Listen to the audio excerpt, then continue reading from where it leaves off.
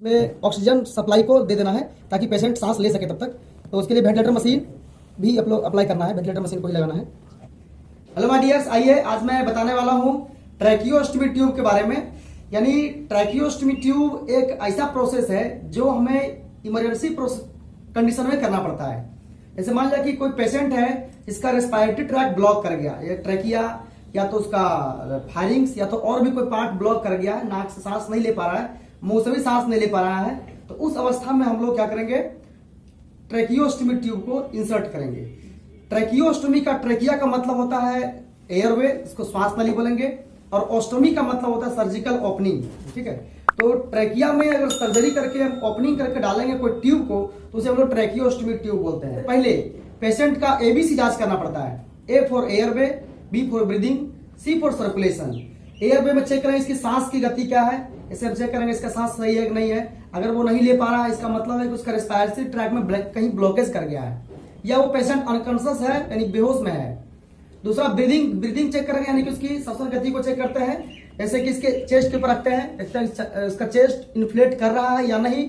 उसके बाद सर्कुलेशन में उसका पल्स रेट या फिर उसका हार्ट रेट चेक करते हैं या फिर हार्ट के धड़कन को चेक करते हैं कि उसका सही तरीके से हो रहा है या नहीं हो रहा है। सीपीआर के अलावा जब इसका नाक और माउथ दोनों ब्लॉकेज हो तो उस अवस्था में पेशेंट सांस वो ऑटोमेटिक नहीं ले पाएगा। जैसे कहीं एक्सीडेंट हुआ और वहां पर ये नाक और ये मुंह दोनों उसका खत्म हो गया, दोनों मतलब उसका डैमेज हो गया, तो उसका सांस लेने में दिक्कत आने लगेगा। तो उस अवस्था में हम लोग इमरजेंसी कंडीशन में एक नेक के सामने जो गर्दन वाला जो पार्ट है उस पार्ट पर हम लोग एक सर्जिकल ओपनिंग करते हैं और उसी ओपनिंग में एक ट्यूब को डालते हैं और फिर उस ट्यूब से वेंटिलेटर मशीन को कनेक्ट करते हैं। तब जाकर के फिर पेशेंट का रेस्पिरेटरी ट्रैक जो होता है वो फिर से चालू हो जाता है और सांस लेना स्टार्ट कर देता है पेशेंट। तो ये होता है कि इमरजेंसी कंडीशन में मोस्टली आईसीयू में इस काम को परफॉर्म की जाती है। तो हम लोग बारी बारी से सब प्रोसेस को देखेंगे। किसी भी काम करने से पहले पेशेंट के अटेंडेंट को या पेशेंट सचेत हो तो उसको इन्फॉर्म करना चाहिए कि हाँ मैं आपके बॉडी पर ऐसा ऐसा काम करने जा रहा हूं। तो उसके बाद फिर उससे रिलेटेड सारा मटेरियल को जमा कर लेना है, इक्विपमेंट्स को आपको कलेक्ट कर लेना है, जैसे ट्रैकियोस्टमी ट्यूब, जैसे ग्लव्स, जैसे बीटाडीन, जैसे सेवजन हो सकता है या डिटॉल हो सकता है, कुछ इंस्ट्रूमेंट्स हो सकता है जैसे artery forcep, needle holder, stitching materials और आपका स्पॉन्ज होल्डर, कुछ सीजर भी हो सकता है। तो इन सब का इंस्ट्रूमेंट को पहले कलेक्ट कर लेंगे। उसके बाद हम हैंड वॉशिंग का प्रोसेस को परफॉर्म करेंगे। हैंड वॉशिंग का प्रोटोकॉल हमने पिछले वीडियो में बताया है, इसमें 6 स्टेप बहुत 7 ही बताता है। तो उसमें 5 से 5 सारे जो स्टेप है उन सबको फॉलो करने के बाद हम लोग किए हुए हैं। उसके बाद ग्लव्स को पहनेंगे। तो ग्लव्स पहनने के बाद फिर हम लोग चलेंगे पेशेंट के बॉडी में, जहां पर हम लोग पेशेंट को पहले साफ करेंगे। सफाई के बाद फिर उसको जो कट टॉवल होता है उससे ढकेंगे उस पार्ट को। उसके बाद फिर हम वहां पर एक चीरा लगाएंगे। चीरा लगाते वक्त ध्यान रहे कि ब्लड उसका ट्रैकिया में नहीं जाना चाहिए, नहीं तो क्या होगा, वो ट्रैकिया में आने के बाद ब्लॉकेज कर जाएगा। ठीक है, और फिर उसका रेस्पिरेटरी ट्रैक साफ नहीं हो पाएगा। इसलिए जब कभी भी चिया लगाते हैं, कट लगाते हैं, उस टाइम में हमारे पास में गॉज पीस या तो हमारे पास सक्शन मशीन ऑन होना चाहिए। अगर नहीं तो ऑप्शनल में आपके पास इलेक्ट्रोकॉटरी मशीन होना चाहिए, जो क्या करता है, काटने साथ में वो आसपास के एरिया को बर्न करते जलाते इससे ब्लड की लॉस कम से कम होता है। तो उसके बाद उसमें ट्यूब डालेंगे। उसके बाद फिर चेक करेंगे कि वो सही जगह पर है या नहीं है। उसके बाद फिर हम उसको वेंटिलेटर मशीन से जोड़ते हैं। उसके बाद फिर जितना अमाउंट होता है ऑक्सीजन का उतना सप्लाई करेंगे। उसके बाद फिर हम ट्रैकियोस्टमी ट्यूब को स्टिचिंग करके उसको फिर हम काम को कंप्लीट करते हैं। तो हम लोग इस प्रोसेस को बारी बारी से बताएंगे। अभी हमने सिर्फ थ्योरेटिकल तरीके से बताया, अब हम प्रैक्टिकल करके दिखाते हैं। तो आइए हम लोग देखेंगे। तो सबसे पहले हम ग्लव्स को पहनेंगे। ये सर्जिकल ग्लव्स है, हम इस ग्लव्स को पहनेंगे। पहले लेफ्ट हैंड या राइट हैंड कोई भी पहनिए अपने सुविधा के अनुसार में। तो हम लोग पहले लेफ्ट हैंड में ही पहनेंगे।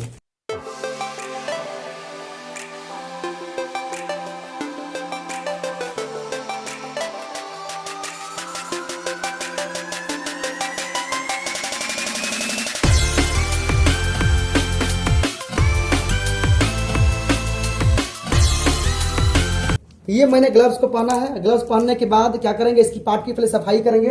स्पॉन्ज होल्डर, और इस स्पॉन्ज होल्डर में बीटाडीन और ये किडनी ट्रे,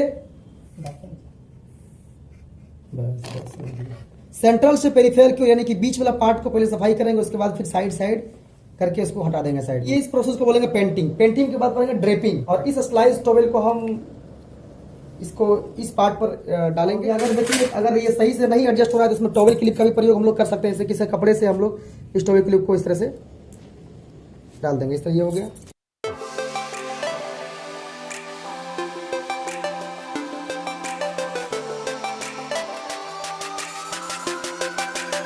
अब ये पूरा ढक गया है और ये 11 नंबर का ब्लेड है और ये स्काल्पेल सेट हो गया।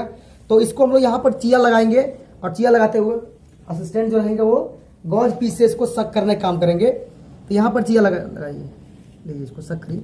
तो जो भी ब्लड निकलेगा ब्लड को उसको सक करना है और सक करने के बाद फिर थोड़ा बहुत चिया लगा करके धीरे धीरे अंदर को जाना है और अंदर के पार्ट को हम लोग देखते हैं विजुअलाइज कर करके। ये काटने के बाद ये सक कीजिए ब्लड को। सक्शन मशीन लाइए। यहाँ पर हम गॉज पीस के अलावा सक्शन मशीन का भी प्रयोग कर सकते हैं। जैसे कि मान लीजिए सक्शन मशीन तो अंदर जितना भी पार्ट होगा ब्लड वगैरह सारा सक्शनिंग हो जाएगा। अगर सक्शन मशीन आपके पास अवेलेबल नहीं है तो अवेलेबल तो ऐसा होना ही चाहिए, तो आप इलेक्ट्रोकॉटरी मशीन का भी प्रयोग कर सकते हैं। मान लीजिए कहीं से ब्लड निकल रहा हो जिसको अगर यहाँ सटा देंगे तो उससे क्या होगा ब्लड निकलना बंद हो जाएगा। तो ये इलेक्ट्रोकॉटरी मशीन का भी हम लोग प्रयोग कर सकते हैं। ये ऑप्शनल चीजें हैं, ठीक है। अब जब ये चिया लग जाएगा उसके बाद में क्या करना है, इस ट्यूब इसमें हम लोग ये टी ट्यूब को इंसर्ट करेंगे। जैसे देखिए ये टी ट्यूब है, ट्रेकियोस्टमी ट्यूब लिखा हुआ है। साइज होता है 15 mm का होता है इसकी मोटाई, और कोई अनकफ्ड और कोई कफ्ड होता है। देखिए अनकफ्ड का मतलब इसमें कफ लगा हुआ नहीं हो और कफ्ड का मतलब इसमें कफ लगा हुआ हो। इसको शॉर्ट टाइम के लिए प्रयोग करेंगे। इसमें एक स्टाइलेट भी दिया हुआ है ताकि ये ट्यूब कम से कम मुड़े और ये सही जगह पर एडजस्ट हो जाए। तो जैसे इस ट्यूब में क्या करेंगे हम लोग, ट्रेकिया का साइज इस तरह से होता है तो इसको इस तरह से हम लोग ऐसे डालेंगे, इसको ओपनिंग करें अंदर में और यहाँ से इसको इंसर्ट करेंगे। इस दौरान पेशेंट को थोड़ा बहुत तकलीफ और सांस, ये काम बहुत तेजी से होना चाहिए क्योंकि स्लो करेंगे तो क्या होगा पेशेंट को फिर सांस लेने में तकलीफ होने लगेगा। तो जल्दी जल्दी इसको करना है। चलिए इतना काम हो गया। अब इस सॉलिड को निकालेंगे और फिर यहाँ से चेक करेंगे हम लोग कि सही जगह पर है या नहीं है। अम्बू बैग को हम इसमें इंसर्ट करेंगे और यहाँ से पुश करेंगे हम। तो अम्बू बैग को पुश करेंगे तो यहाँ जैसे जैसे पुश करेंगे क्या होगा वैसे इसका चेस्ट फूलेगा। तो इसका मतलब समझिए कि उसका सही जगह पर चला गया है। अब जब कंफर्मेशन जब हो जाएगा पूरा पूरी तो क्या करना है, इसमें यहाँ पर हम लोग स्टिचिंग भी मार देते हैं।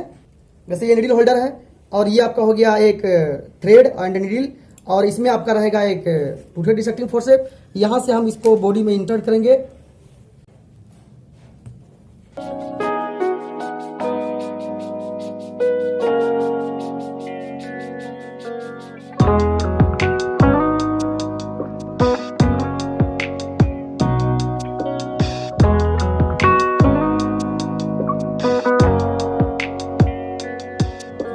ऑक्सीजन सप्लाई को दे देना है ताकि पेशेंट सांस ले सके तब तक।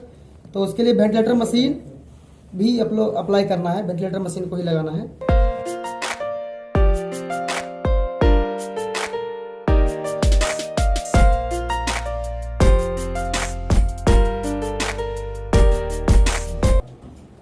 ठीक है, ये स्टेबल हो गया है। अब देखिए इसमें ऑक्सीजन सप्लाई भी यहाँ से डाल सकते हैं इसके थ्रू, लेकिन ये भी डाला जा सकता है। वेंटिलेटर मशीन के ट्यूब को भी हम डायरेक्टली इसमें इंसर्ट कर देते हैं। तो ऐसे तो इसका अलग से कनेक्टर होता है, वो कनेक्टर अवेलेबल नहीं है। इसका कनेक्टर होता है, उसी कनेक्टर से हम इसको कनेक्ट करते हैं वेंटिलेटर मशीन को, और जितना जरूरत होता है उतना देते हैं। देखिए इसमें स्टिचिंग के अलावा ना हम इसमें माइक्रो पोर भी लगा सकते हैं। तो इतना सारा जो प्रोसेस है वो ट्रेकियोस्टमी का है। और ये ट्यूब को 2-3-4 दिन में बदली करते रहना पड़ता है कभी कभी, नहीं तो जो लॉन्ग टाइम के लिए कफ्ड होता है, इसमें कफ लगा होता है, उसको हम 15 दिन 20 दिन 1 महीना तक भी लगा के रखते हैं। लेकिन ये जो अनकफ्ड है इसको 3-4 दिन में लगभग बदल देना चाहिए। ठीक है, तो ये जो प्रोसेस पूरा है ये ट्रेकियोस्टमी का। तो अभी हमने बताया है पूरा ट्रेकियोस्टमी ट्यूब के बारे में कि कैसे लगाएंगे, किस किस कंडीशन में। तो इतना सारा जो प्रोसेस है आपको परफॉर्म करना है जब ऐसा ऐसा कंडीशन आता है तब। बस इसके लिए अलाउड सर्जन होते हैं और एनेस्थेसियोलॉजिस्ट होते हैं, वो दोनों जो एक्सपर्ट है इसमें वो कर सकते हैं। तो मैं आशा करता हूं कि आपको ये जानकारी समझ में आई होगी और आप मुझे सपोर्ट करें। आपका दिन शुभ हो, मंगलमय हो। बहुत बहुत धन्यवाद।